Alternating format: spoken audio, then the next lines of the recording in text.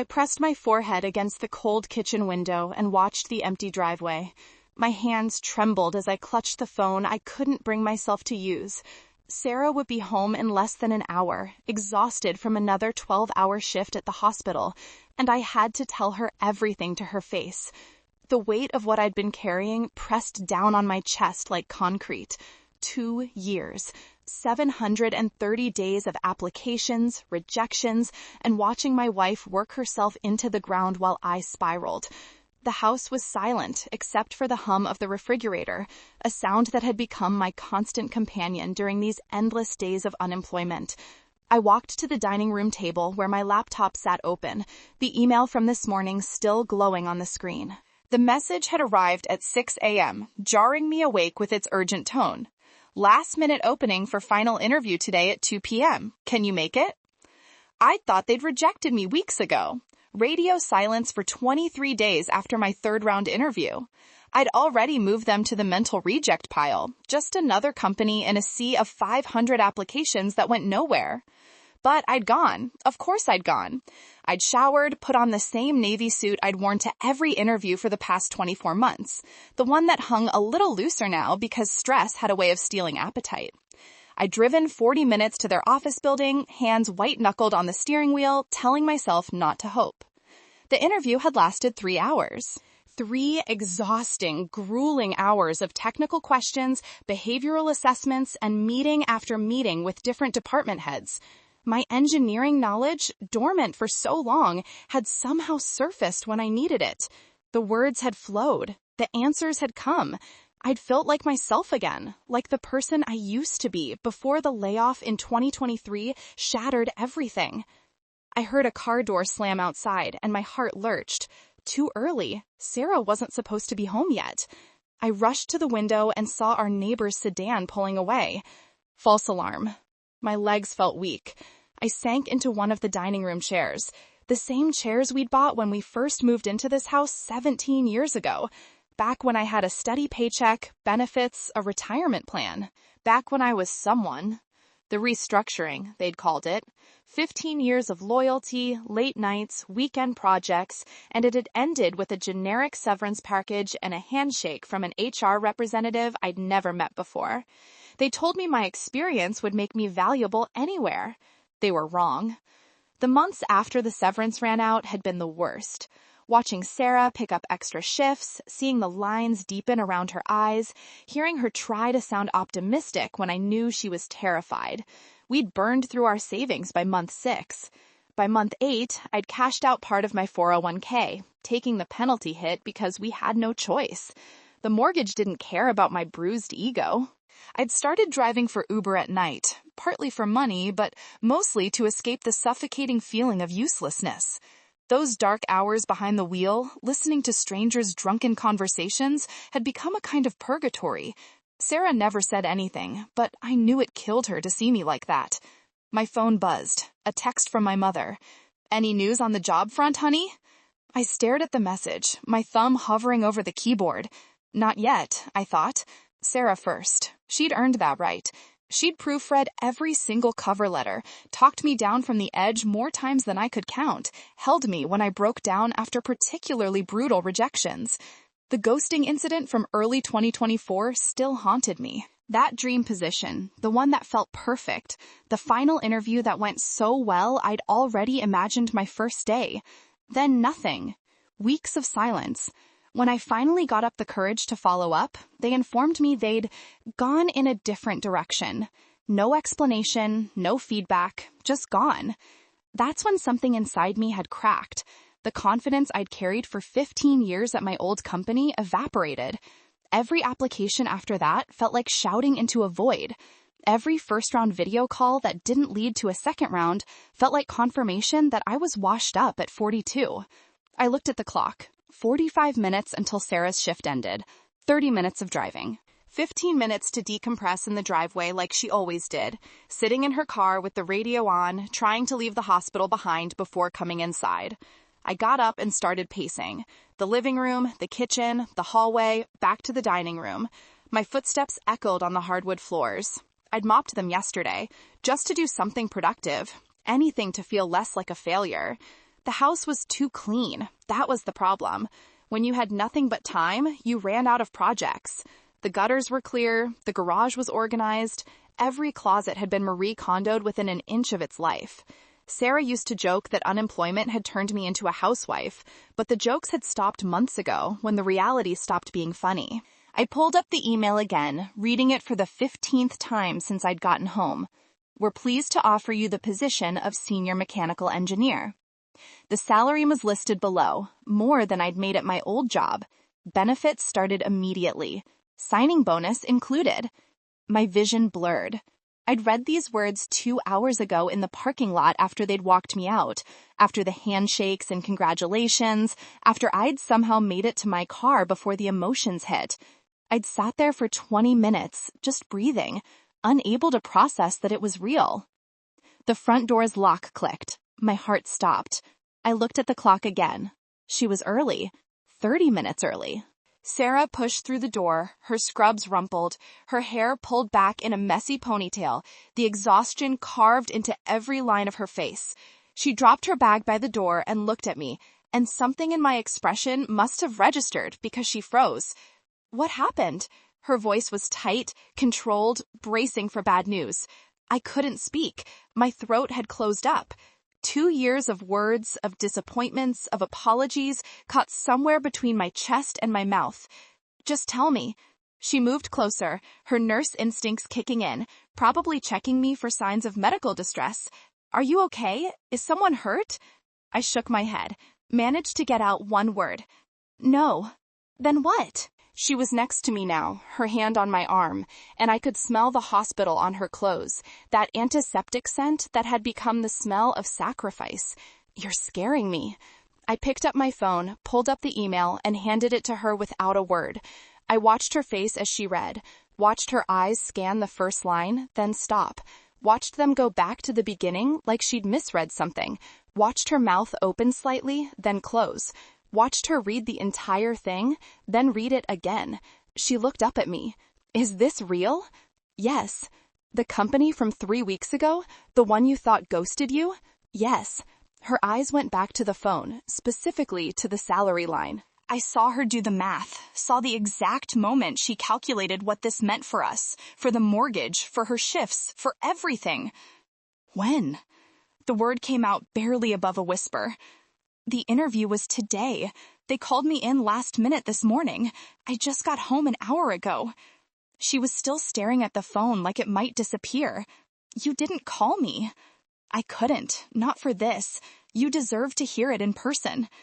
Sarah's hand went to her mouth. Her shoulders started shaking. For a terrible second, I thought she was crying, but then I realized she was laughing. Laughing and crying at the same time. The kind of release that only comes when you've been holding your breath for so long you forgot what oxygen felt like. We're okay? She asked, looking at me like she needed confirmation from multiple sources. We're actually okay? We're okay. She dropped the phone on the table and grabbed me, pulling me into a hug so fierce it hurt. I felt her tears soaking through my shirt, felt her whole body trembling against mine, and I held on like she was the only solid thing in a spinning world. I was so scared, she whispered into my shoulder. Every day, I was so scared. I know, I'm sorry, I'm so sorry. Don't, she pulled back, her hands on my face, her eyes red but fierce. Don't apologize. You never gave up.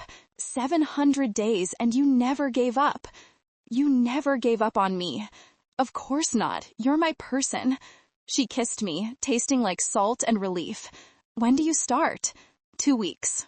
They want me to start the Monday after next. She laughed again, that slightly manic sound of someone whose nervous system hasn't caught up to the good news.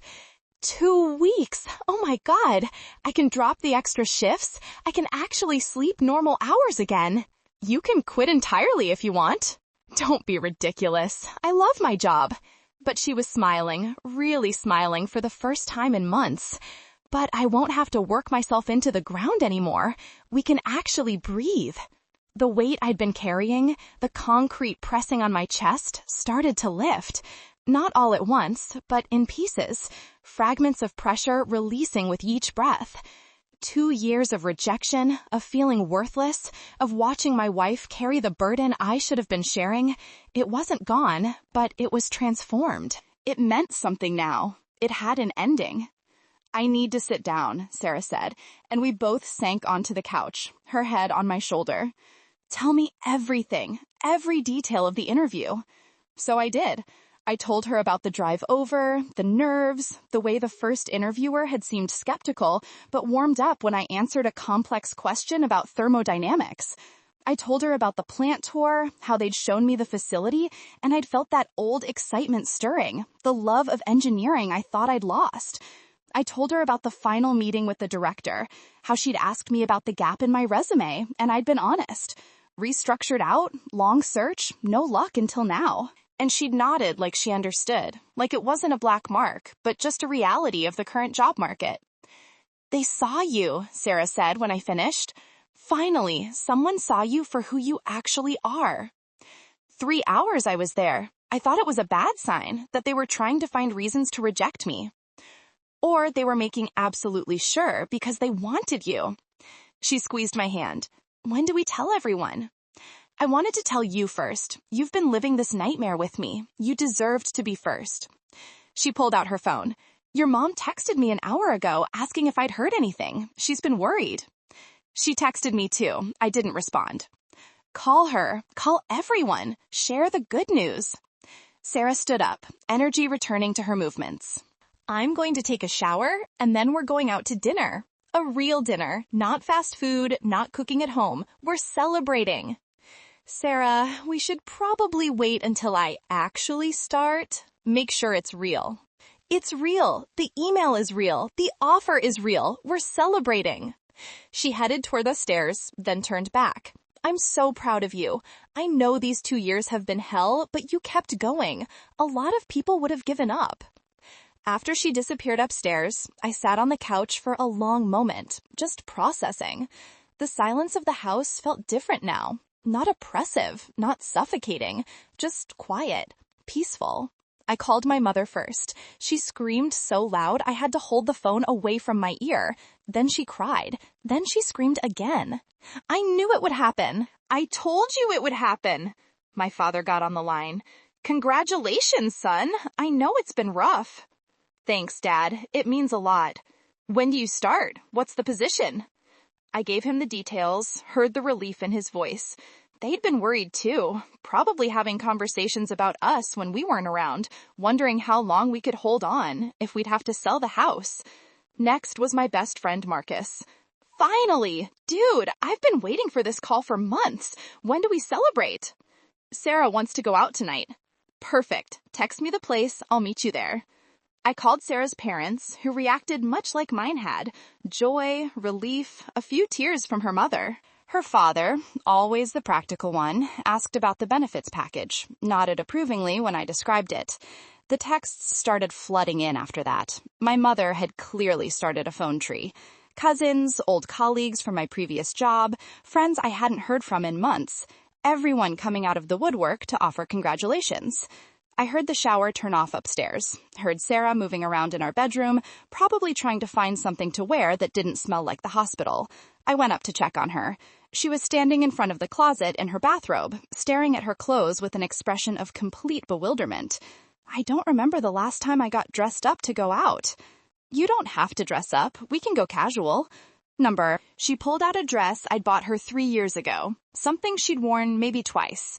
"Tonight, we're doing this right." I changed into slacks and a button-down, something that fell between casual and formal. When Sarah emerged from the bathroom, makeup done, hair styled, wearing that dress, I remembered why I'd fallen in love with her 20 years ago. She was beautiful, but more than that, she was strong. The kind of strength that weathers storms and comes out intact on the other side. "You clean up nice," I said. "You too." She linked her arm through mine. "Ready?" "Ready." We decided on the Italian place downtown, the one we used to go to for anniversaries before money got tight. The hostess seated us by the window, and we ordered wine. Actual wine, not the cheap stuff we'd been buying. When the waiter came back with the bottle, Sarah raised her glass. "To new beginnings," she said. "To getting through the hard parts," I added. We clinked glasses and drank, and it tasted like victory. Marcus showed up halfway through our appetizers, sliding into a chair and immediately ordering a beer. "Look at you two, all fancy. I almost didn't recognize you without the stress lines." "Give it 2 weeks. They'll be back," I joked. Different kind of stress, though. Good stress. First date jitters, learning new systems, that kind of thing. Marcus had been one of the few friends who'd stuck around through the unemployment, never making me feel bad about canceled plans or cheap beer instead of bars. "Tell me about the job."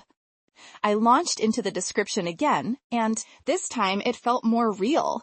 Senior mechanical engineer, leading a team of 6, working on sustainable energy projects. Everything I'd loved about my old job, plus a mission I actually believed in. "They're doing solar integration for commercial buildings," explained, "trying to make it more cost-effective and efficient. It's cutting-edge stuff."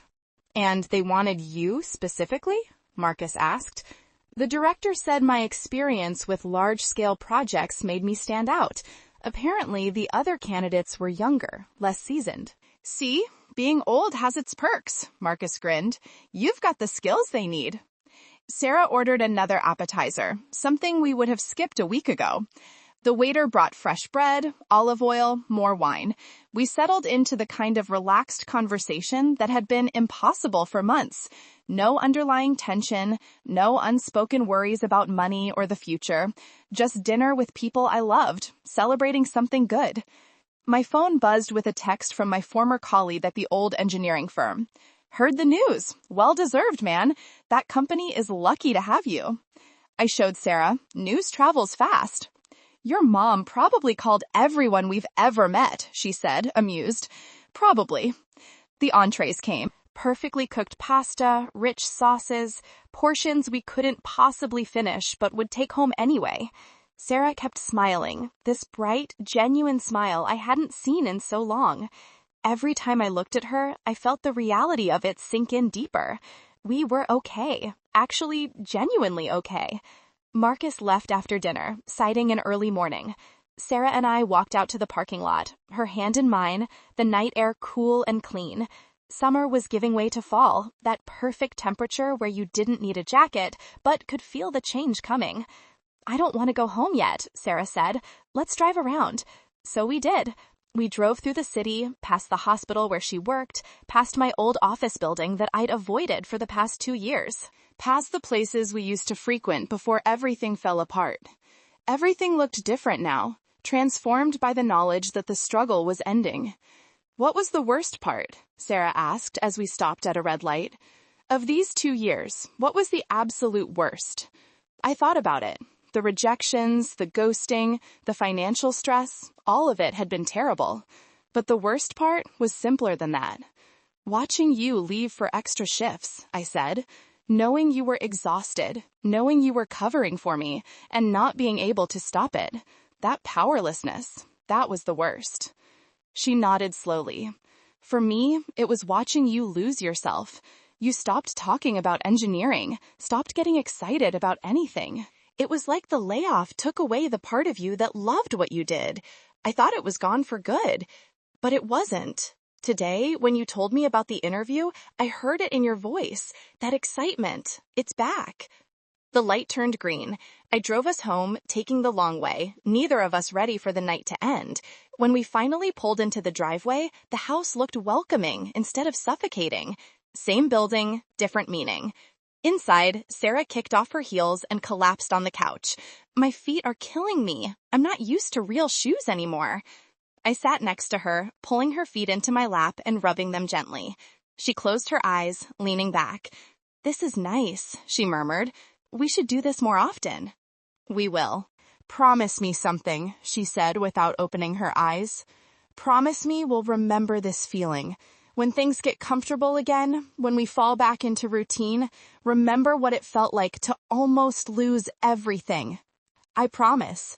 I don't think I could forget if I tried." She opened one eye and looked at me. "I never doubted you, even when you doubted yourself. I always knew you'd land somewhere, eventually. You're a better person than me. I doubted myself constantly.